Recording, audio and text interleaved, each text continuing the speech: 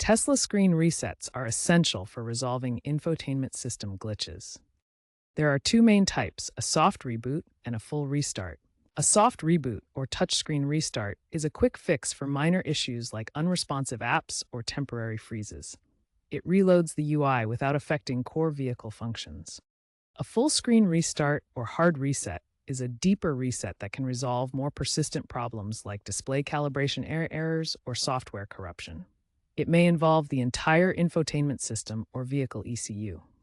Resets don't erase personal data due to Tesla's cloud syncing, and it's crucial to perform them only when safely parked.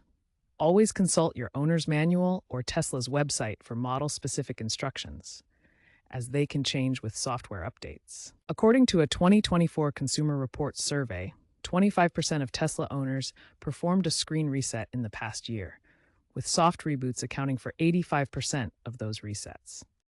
To perform a soft reboot on most Tesla models post-2017, ensure the vehicle is in park.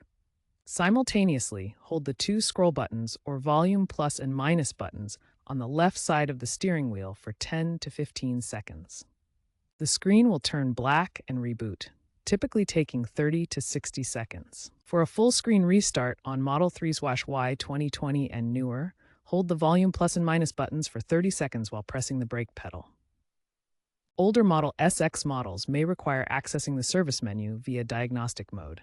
If issues persist after a reset, Tesla recommends contacting service or using the mobile app for remote diagnostics.